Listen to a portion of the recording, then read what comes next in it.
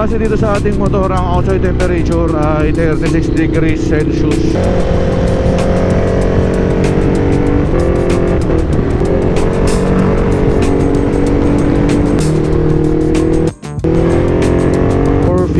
MT, bagong ganda. Guys, ito yung gagamitin ni Rody sa kanyang Visayas Mindanao loop. Kung pa yung mga taga Manila pre ha, akong 7K na pang upgrade, di ka dapat naka-ID. Tapos guys, meron silang ganda nito, yung JPA.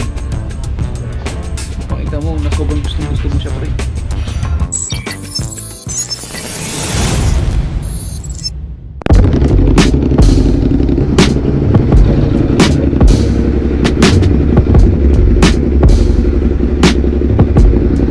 holiday ngayon. Ikutin lang natin yung Metro Manila. Masasabi natin na pagka holiday mabilis kunin. EDSA kaya, try natin ikutin yung EDSA, no? Traffic kaya doon. Wala atang holiday doon Oy, walang gas. Ginis yung mga aso dito pag nakarinig ng ano. Time check guys is 2:38. Ikot tayo kahit mainit. Mapapansin mong holiday pagka labas ng bahay nyo, ng village nyo, hindi masyadong busy. Sa mga taga Las Piñas guys na gumagamit ng C5 extension, itong tulay na to, bukas na. Wala nang harang. Tingnan natin mamaya kung makadaan tayo dyan. Pero dumadaan na ako dyan Ayun, bukas na bukas na, may dumadaan na. Base dito sa ating motor, ang outside temperature ay 36 degrees Celsius. Pero mga nababalita guys, diba, pumapalo na ng 47, 48. Kaya mag-iingat talaga kayo pag kayo ay nasa labas at marami nang-heat stroke. Ramdam na talaga natin ang climate change guys. Ano tayo magagawa about this? I think, I'm not sure but it's pretty too late. Wala, ito na sinadanas na natin yung mga kapabayaan natin as a human beings. Pero alam ko, kaya pa rin naman natin ito baguhin. Mararamdaman lang natin to ngayon syempre. Pero kung may gagawin tayo ngayon, kung a-action tayo ngayon para mapabalik yung dating temperatura, komportable tayong lahat, magagawa naman yan. Kailangan lang talaga natin magtulungan mga human beings para magawa yun or maibalik yung ganun. Kasi kung itutuloy-tuloy lang natin ang ating pamumuhay na ganito, na hindi natin iniisip ang mother nature, wala hanggang ngayon or sa mga susunod na taon, baka ito pa maging cause ng human extinction. Sad to say. But just possible, wag na lumabas ang mga tanghali, mga bandang alas 11 hanggang alas 2 ata, hanggang alas 3 yan, sobrang init. Hindi maiiwasan, make sure na protective kayo, lalo na kung hindi naman kung expose yung mga balat nyo sa araw. Make sure na protektado kayo ng mga sunblock, ng mga HPF yan, di ba? At syempre, laging iinom ng tubig. Kailangan lagi kayong hydrated guys. Para yung mga fluids sa katawan, di ba? Laging replenish. Dati ang required is 16, pero ako feel ko nakakasobra ako ng 16 or 8 glasses, di ba? Mga ganun yung mga requirement dati. Ngayon, di na. Mga nagano siguro ako. Nagbe-20 na siguro ako or more than. Woo! Naman sa init talagang inom pa ng tubig. Ngayon guys is dumadaan tayo sa C5 extension. Ang laking tulong ng nagawa tong part na to guys dito sa Kaingin. At simula nung wala nang lubak-lubak dito, gumanda na ang traffic flow. Hindi na talaga nagka-traffic dito. Huwag naman sana ma-jinx, pero yun naman talaga ang nagkakos dito ng traffic. Siyempre nag-i-slow down yung mga kotse. Naman lahat ng kotse dito capable sa off-road. Kaya napipilitan magbagal talaga. As in, ayan ang laki ng lubak dito. Mag-bottleneck talaga dito. Tinan mo, two-way from 3 lanes, diba? Sabi mo, tapos sira pa yung daan. Hindi ganoon talaga. Tinan mo ngayon, banayad na dumaan. Dati sobrang traffic dyan. Ngayon wala na. Action na talaga ng gobyerno yung mga kalsada natin. Magiging banayad buhay natin lahat. Ang laki ng nakakat na oras nito ka dito ka dadaan. Diba, sana all. Ito magandang parang circuit yung dating dito guys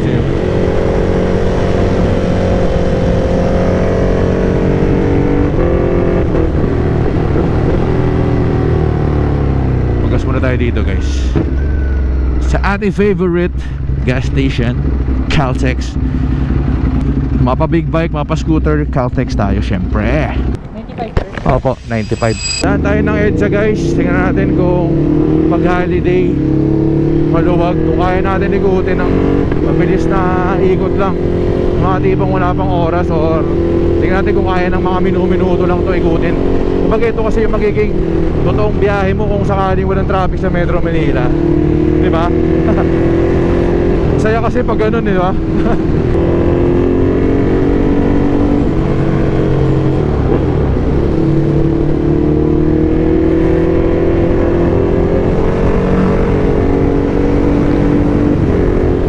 ride ngayong umaga guys, gawa ng nagtono kasi ako ng motor natin, yung sa ADV. Bumili ako ng bagong bola, so panibagong setup na naman yun. Panibagong ano na naman yun, combination. Discuss ko na lang sa mga susunod na vlogs natin yan. So I think nakuha ko na yung proper na to, ano? Sasabihin ko sa inyo yung mga pinagdaanan kong setup doon, yung mga experiences ko for those setups, tapos hanggang sa nakita ko and hanap ko na yung proper tono para sa ADV natin. Mahirap pala magtono guys, ano? Yung sinasabi nilang trial and error, yun talaga yun. I hate traffic. Mainit ang damit ko, di perfect time para mga-traffic. Yung mga ganitong oras, tanghaling tapat, naka-jacket ka pa, siyempre hindi mo pwedeng i-sacrifice yung safety mo, kailangan mag-jacket ka talaga. Pero sa init, di natin masisisi ibang rider na naka-t-shirt na lang, naka-long sleeves, wala na protection, wala na mga pads. Paano? Init talaga. It's either you compromise or may magsasacrifice. Siyempre sa mga motor natin, dapat yan, tingnan nyo lagi yung coolant, yung radiator, kung tama na sa tamang level. Kasi yan ang cooling system ng mga engines natin. Yan ang mga ingatan nyo palagi. Siyempre yung mga langis, nag-evaporate yan minsan. Check nyo rin yan. Mapa big bike or scooter or underboat, lahat.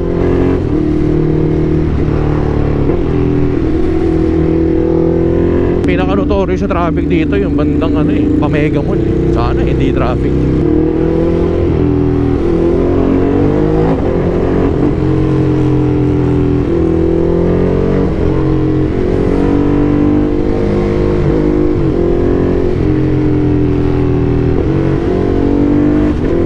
Sa big bike naman kasi or scooter, basta mahanginan ka na, dire-diretso na yung daan mo, makukompensate na yung init. Pero sa sigaw ng panahon ngayon, wala, mainit pa rin kahit may hangin.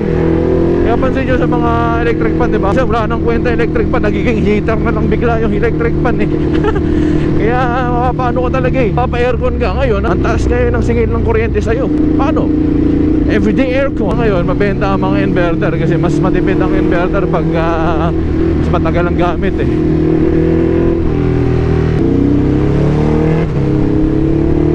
Since today is Labor Day, sineselebrate natin yung mga magigiting nating magtatrabahador, mga workers, mga nagpapalago ng ekonomiya. Dahil kung wala naman sila or wala naman tayo, sama ko rin pala sarili ko kasi nagtatrabaho ako.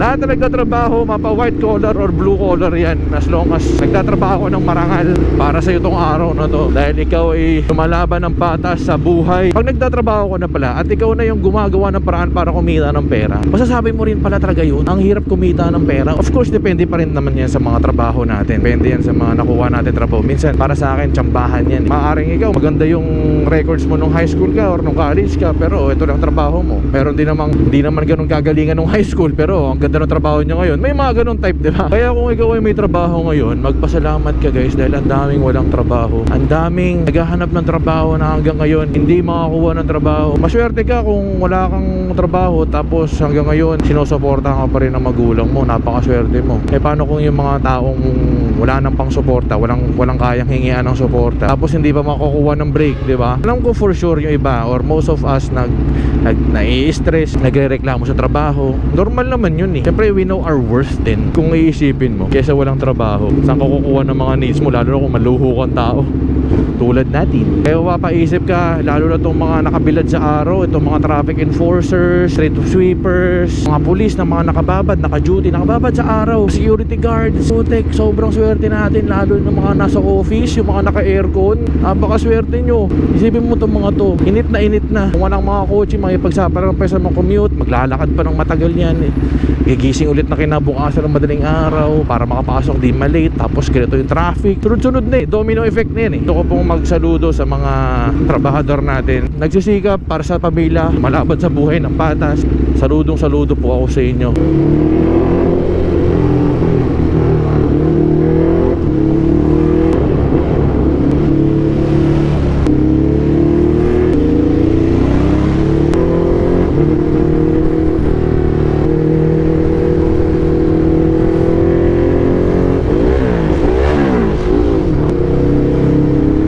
Ayaw talaga naman bago nitong motor na to eh.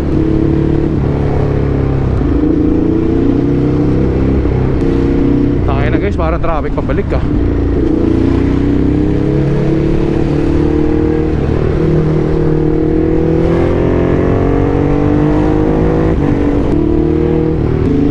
Dapat na pala itong gulong natin sa harap. Pud-pud na. Kailangan natin magpalit ng gulong. Pero good natin makapal pa. Kailangan natin pangharap lang. At syempre, dun ka makaka-encounter ng traffic kung saan may malapit na mall. Kasi yan ang outlet ng mga tao ngayon. Syempre, pag wala kang aircon sa bahay, punta ka sa mall ngayon. O, diba, siksikan sa mall. Sa mall malamig eh. Syempre, doon pupunta yan. Pero meron akong alam kung saan may malamig na lugar. At nakadepende sa'yo kung ilang oras mo gusto. Doon sa Sob. Ikot tayo guys, ikot. Mantitignan lang ako shop dito. Dito nagpagawa si Rody, diba? Dito niya nakuha yung rim set niya para sa check lang natin ang personal. Ay, yung bagong 450 MT guys, oh. Ganda. Ito yung CF Moto 450 MT. Bagong bagong ganda. Guys, dito tayo ngayon sa C747. Sama natin si Rhodes. Hindi, susuportahan natin si Rody sa 2 days na lang, ano na. Pero for sure, pag in-upload ko to, naglalakbay na to sa Mindanao or Visayas. Abangan nyo siya dyan guys. Ngayon, naghahanap tayo ng mga top boxes na pwedeng magamit ni Rhodes. Pero ikot ko na rin dito kaya guys, kasi hanap tayo ng mga posible natin makuha. Yun yung pangarap mo pre ah. Grabe pre. Nakita mo na ngayon. Dati sa picture lang. Buti na dala ko yung Ducati, kasi kung dala ko yung EDV, baka mapakabit ko ngayon. Grabe, ganda Ganda niya. nito. Ito guys yung parang handlebar na to technically ng EDV. Oo. Pero automatic to, naka-riser na ata to. So magiging naked yung parang style. Oo, parang gano'n. Ang ganda nito, nakakita ko ng ganito sa YouTube. Tapos, yun nga, diretso na riser to. Oo. So, di ka na magkakabit ng riser. Wala nang mga kakakain, syempre. Boss, magkano to, boss? SRP po niya is 7K. 7K. Puro Basic. Sa mga naka-ADV. Basic sa mga Sa mga naka-ADV. Kasi naka-ADV. kung wala kang 7K na pang-upgrade, di ka dapat naka-ADV. Dito, may available sa 747 Motor Shop. Check nyo lang. Hanapin nyo si Boss Paulo. Boss Paolo. Natin si Boss Paolo. Pagbalik ni Rody galing Mindanao, tsaka natin bilhin kasi mararamdam niya yung kaibangan natin. Kaya nga naman nakaganito na ako tapos Wala pa. Ulit. Kita natin to. Ito rin kasi nabili ni Rody yung ano. Yung rim set niya na nakakabit sa NMAX niya ngayon. Okay, tsaka dream ko yun. Pagkabili mo yun, pangarap ko na rin para sa EDV. Kasi parang ano na siya kamukha na siya ng XADV. Ngayon kasi guys, nag-shopping si Rhodes, naghahanap siya ng panniers tsaka top box para nga dun sa magaganap na long ride niya for Visayas Mindanao Loop. So yung showcase ng 747 is ito guys. This one or this one. Pero yung panniers niya guys, ito. Kung nakita niyo yung, pakita ko sa inyo yung motor ni Rody mamaya, may mga crash guards na kasi parang niready niya yun para sa, yun nga, sa ride niya. Ang dilemma ngayon ni Rody, kung ito or ito. Pag ito kasi maganda, kaso kulang sa liters, kumbaga mababa. Yun nga lang, ito yung partner niya sa ano. Pero ito kasi, pabor to kasi mas malaki siya. So guys, dito sa 747, pagka maglo-long ride kayo, isa sa mga essentials ay yung mga intercom. And of course, yung mga gamit na intercom dito ay Freedcon. Iba-iba yung mga models. May FX, may R3, may KY Pro, R1. Syempre mga ilaw guys. Ayan. Side mirrors, meron din. Tapos guys, meron silang ganda nito, yung JPA. Ito, ano to, assembly to. So plug and play, integrated taillight na to para sa mga EDV. Sa mga gustong mag-tail tidy, ito, ganda. Iba na. Ganda naman sa motor mo yun. Ang presyo guys is magkano presyo nito? 3,500. Ganda. Dito yung mabibili 747. Sa mga NMAX guys, 7,000 NMAX V2. Then ito guys yung pinaka dream set natin. Ay, ang ganda. So ito yung version 1, hindi ko katulad kay Rody. Yung color pero pang ADV to. Ito sa rear, ito sa front. Kasi ito yung bagong version guys. Ang ganda. Pati yung rayos niya, pinturado na ng black. Ang ganda nito for sure pag nakakabit. Pakita mo, sobrang gusto mo siya pre.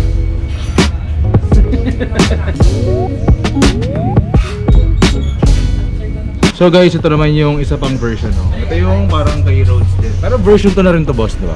Version. Ito po version 1, tapos sa version 1 natin, 2 colors yung available. So yun yung isa pinakita natin ni Cole. Parang ang pinakaiba, ito po may label siya. Okay. Boss, magkano naman to? 22K. 22k sa version 2. Same din. Same lang. Regardless pala, same price lang sila. Dito na mabibili yan sa 747. Guys, ito yung gagamitin ni Rody sa kanyang Visayas Mindanao Loop. Ito yung mga pinakabit niyang crash guard guys. Tapos dito ikakabit yung pinakita ko sa inyo kaninang panniers saka top box. Sayang di natin maabutan yung install pero pakita ko na lang dyan yung picture. Pero yun, una na tayo kasi meron pa tayong nahabol na lakad. Big shoutout 747. Shoutout kay Boss Marvin tsaka kay Boss Paulo. Sa mga pinakita nating parts ng ADV guys, yun. Pwede nyo sila kontakin para sa availability. Paano na ako sa'yo pre? Mag-iingat ka sa loop mo ha. Kita-kits tayo ulit sa pagbalik mo. Huwag mo pa yung mga taga Manila pre ha. Ano kasi ko papaya? Bakbakin na natin to. EDSA guys, may lakad pa tayo. Actually late na tayo eh. Huli na lang natin. Pre, ano na ako? Ingat ka sa biyahe mo. Bye bye guys.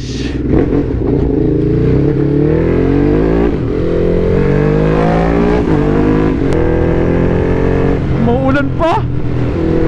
Mauulan pa. Every time nagagamitin ko yung Ducati ko, dun umuulan, putik. Naman ganon.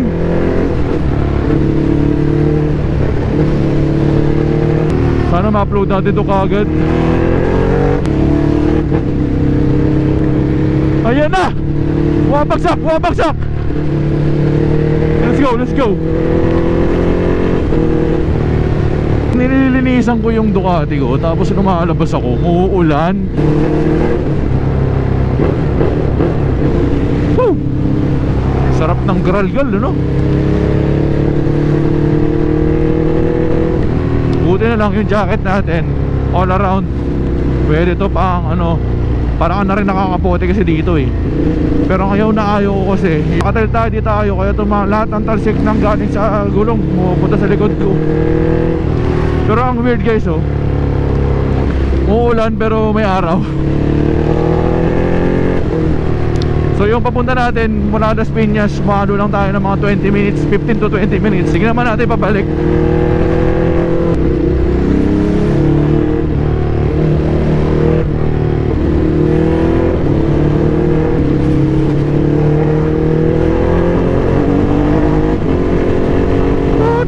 Bilisan lang tayo. Pero baka habulin tayo ng ulan. Bilisan natin.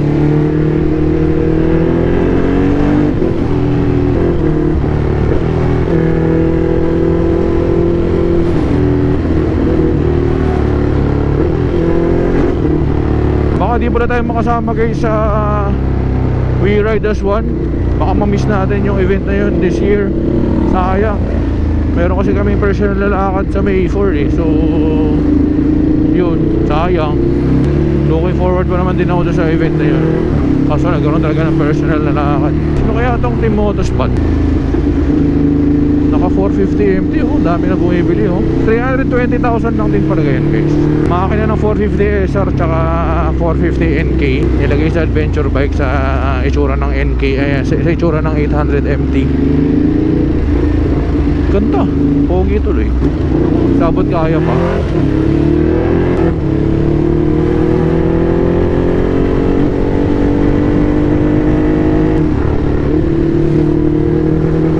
Diba ang sarap ng EDSA pagka holiday? Nakapag window shopping pa tayo para sa EDV natin eh, diba? Supportahan natin guys si Rody sa kanyang Visayas Mindanao Loop. Yung Luzon Loop niya, para makompleto niya yung Philippine Loop, minaplano na namin, baka sumama tayo sa North. Tingnan natin kung aayon yung schedule natin. Sa mga taga Visayas Mindanao, na dyan po si Rody. Tingnan nyo na yung mga post niya kung nasan siyang naglalagay.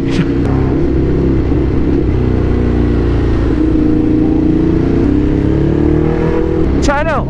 Alright guys, paalam na. I'll see you in our next vlog. Peace out and baboosh.